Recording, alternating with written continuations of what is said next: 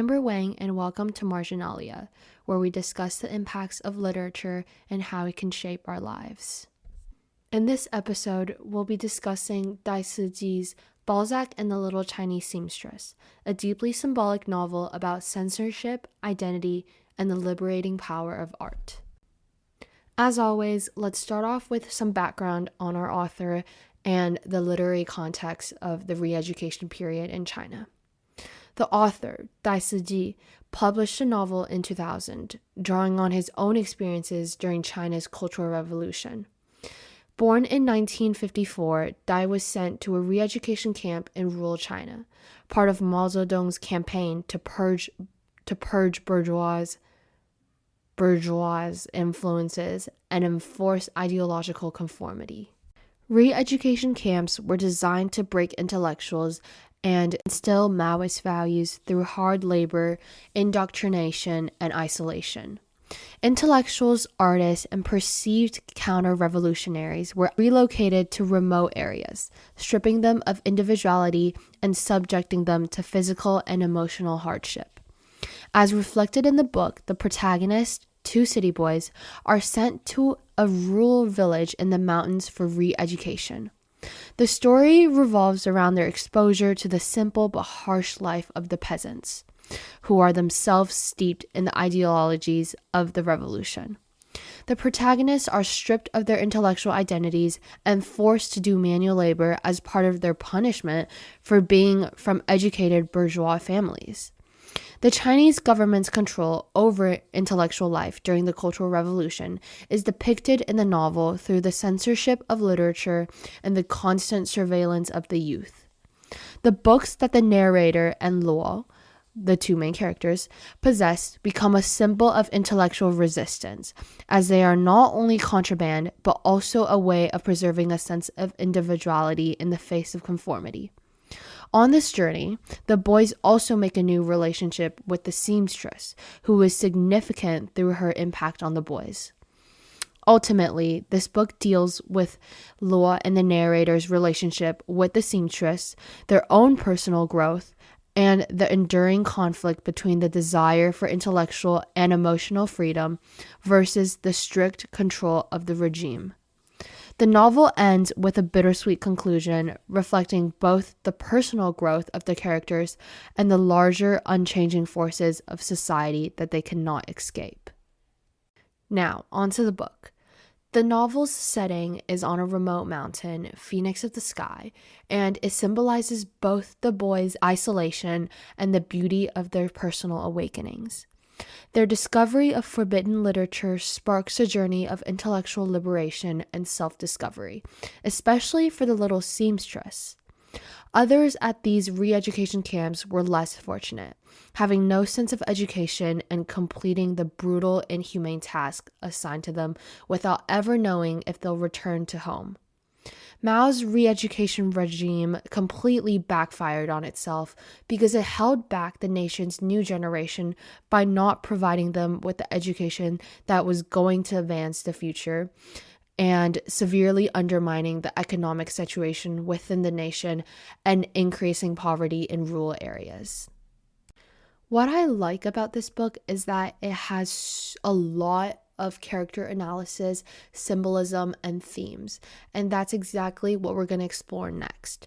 So we're going to save the character analysis at the end because there's just so much for the three main characters. And first, we're going to be focusing on the symbolisms. By the way, this section is for readers who have or haven't read the book because I feel like you can totally listen to it if you've already read the book. I think it's really important to understand the themes and these symbols. But even if you haven't read the book, you can listen to this to get a sense of how this book is written and the amount of unpacking that you can do on this alone. First of all, let's start off with the snake. The snake encounter is a pivotal moment of layered symbolism because Luo kills the snake to protect the seamstress, reinforcing his role as her guardian and protector. However, the snake is also a symbol of temptation and danger, reflecting the subversive power of the forbidden Western literature that the boys read.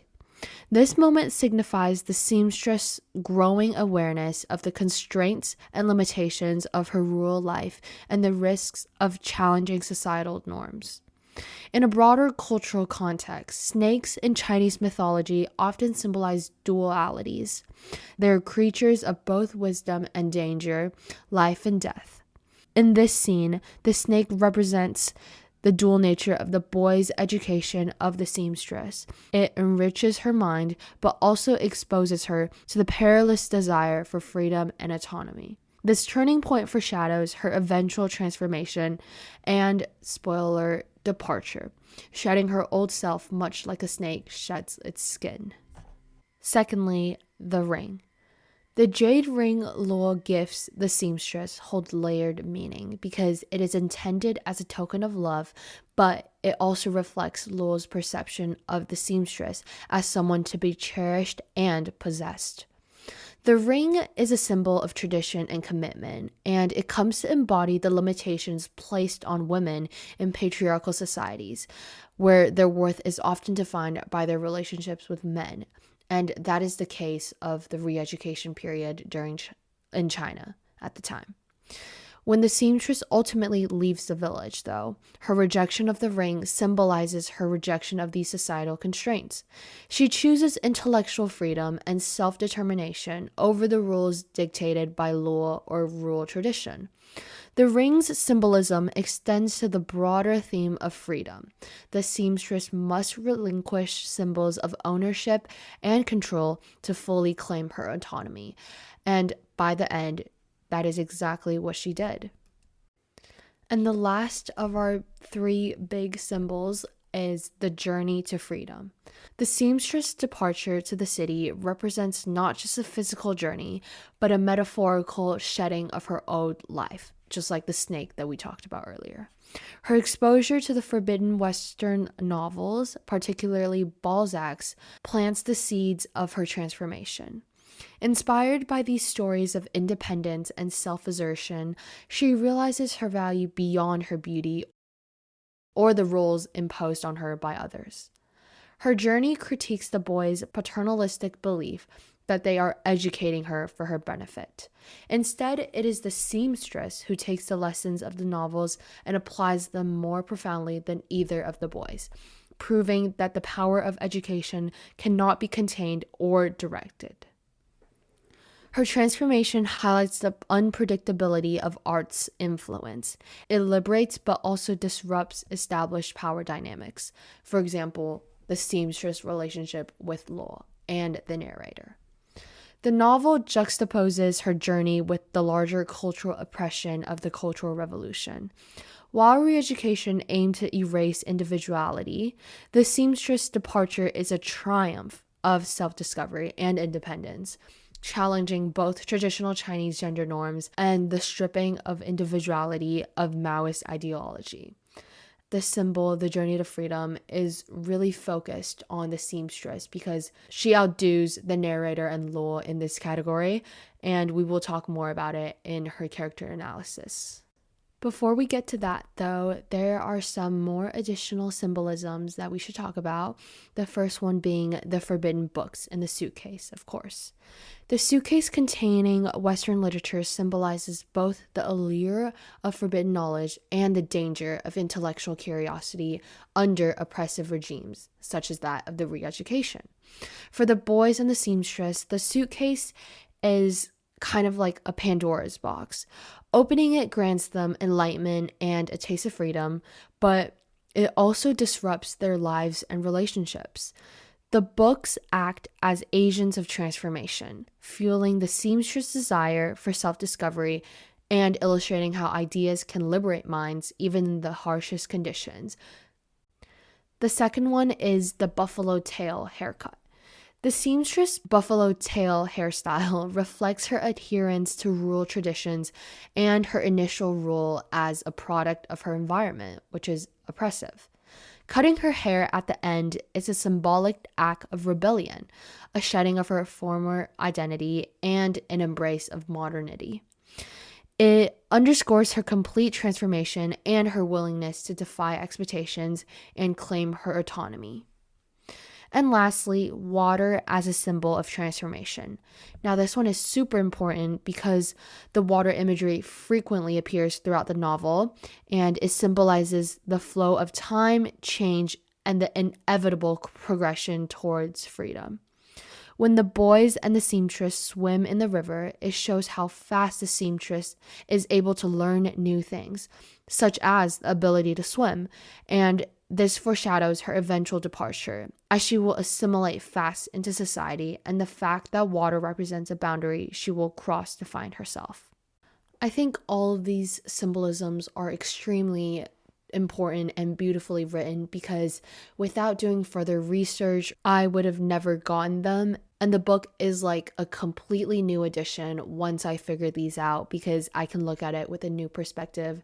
And the author, Daisuji, does an incredible job at recognizing how these symbols can play towards the ultimate message of the story. And without really interpreting these symbols correctly, one might not get the meaning of the story. And that is exactly what I'm here for.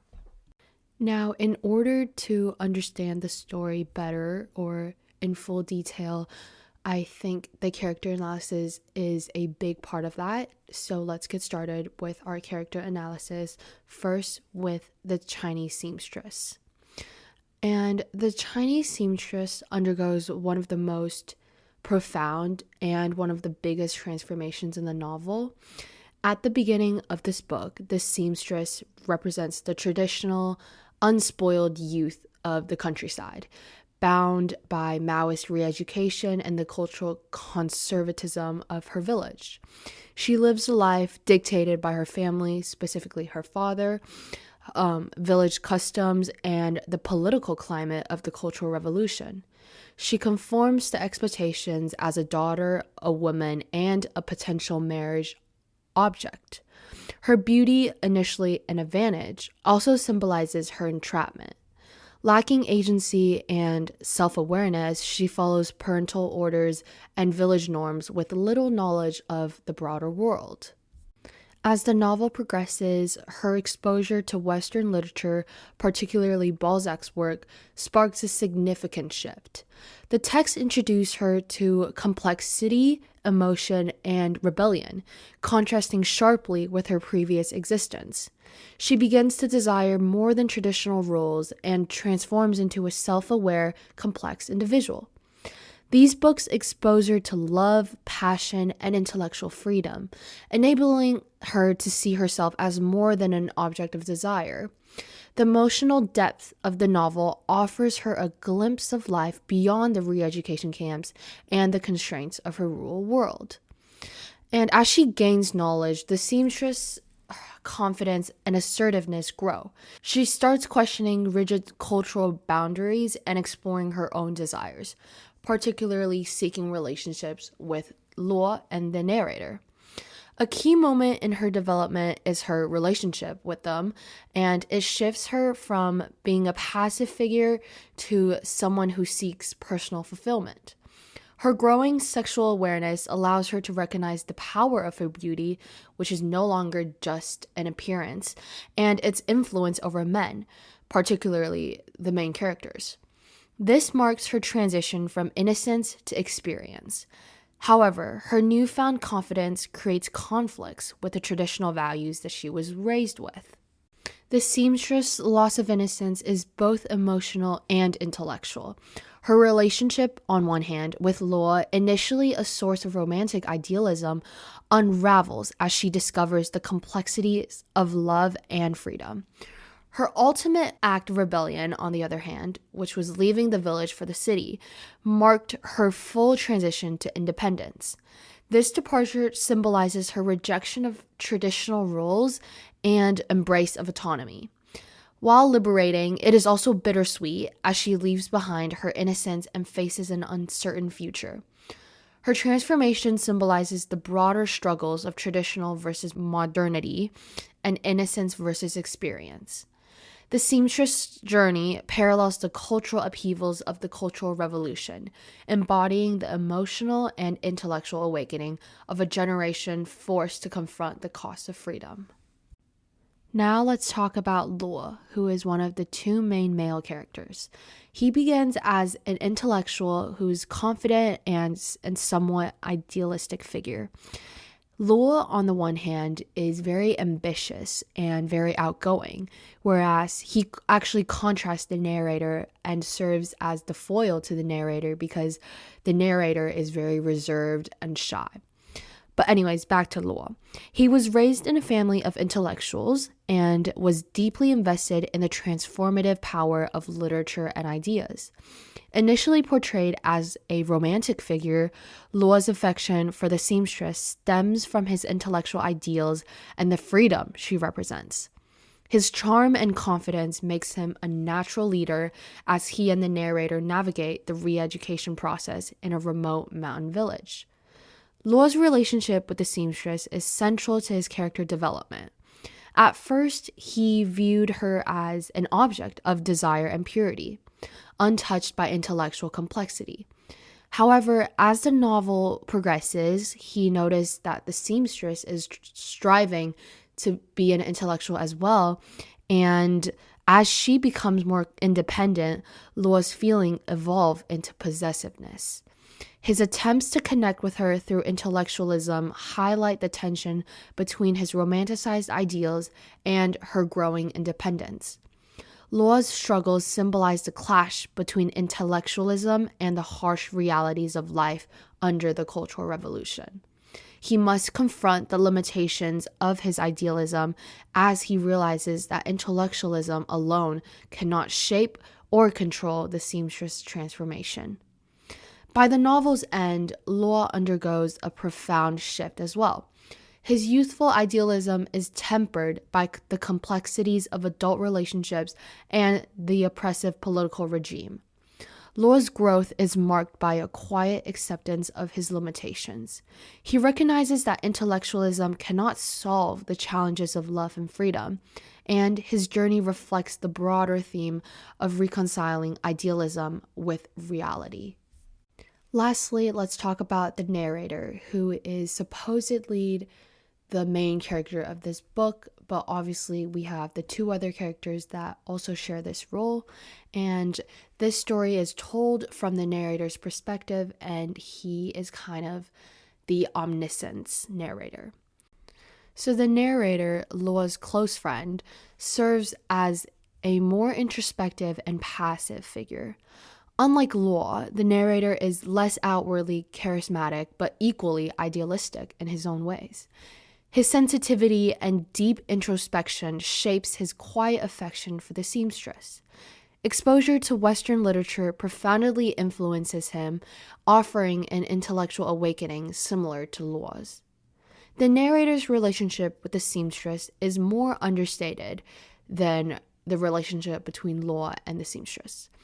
His feelings for her grow as he observes her transformation, unlike Luo's, which turns more possessive. But the narrator remains hesitant to act on them. This passivity reflects his inner conflict between intellectual growth and emotional desires. While Luo's affection for the seamstress is driven by romantic ideals, the narrator's feelings evolve into a deeper understanding of her complexity. His reflections on her transformation highlight the tension between personal desires and collective pressures. As the seamstress asserts her independence, the narrator gains a more nuanced understanding of life. He realizes that intellectualism alone cannot address the complexities of relationships or the struggles of the Cultural Revolution. This shift marks his development from a passive observer to a thoughtful individual, balancing intellectual growth with emotional awareness, which is something that he lacked earlier. Together, Luo and the narrator represent the intellectual awakening and disillusionment of a generation during the Cultural Revolution. Initially idealistic and romantic, They grapple with the realities of love, freedom, and rebellion. Their exposure to Western literature gives them a sense of superiority, but they ultimately learn that intellectualism alone cannot resolve the challenges they face. The seamstress transformation underscores the broader struggle between tradition and modernity, innocence and experience, and individual freedom versus societal constraints. Her journey reflects the cultural tensions of the Cultural Revolution, mirroring the emotional and intellectual awakening of a generation. While she gains autonomy and independence, her loss of innocence highlights the personal and societal costs of freedom. Law and the narrator's experiences further emphasize the complexities of intellectual growth and the limitations of idealism in navigating life's harsh realities during that time period. All right, that was a lot of unpacking, but that is all that I have to share with you today about Balzac and the Little Chinese Seamstress. And overall, I feel like the novel weaves the historical context of the Cultural Revolution into its themes of intellectual repression, personal growth, and the search for freedom. The personal struggles of the characters are paralleled by the larger societal tensions of the time. Their journey from innocence to experience, as well as their resistance to the ideologies imposed on them, mirrors the broader struggles of Chinese society during the Cultural Revolution. The political and cultural context of the time serves as the backdrop against which the characters' personal stories unfold, giving the novel a deeper resonance and making it not only a coming-of-age story, but also a commentary on the impact of political oppression of individual lives. I'd give this novel a 9 out of 10 for its intricate symbolism and emotional depth. I had a really fun time while reading it because as a teenager, I felt that the narrator, Luo, and the Chinese seamstress were around my age, and it was deeply moving to see how individuals, or actually teenagers, were affected by the Cultural Revolution and their own personal stories and how creative it was. And I would say that this novel is on the faster side, and I really enjoyed that because the story moved fast, but it was still very intricate and full of details. That is officially the end of today's episode. Thank you for tuning into this episode of Marginalia, and until next time, happy reading.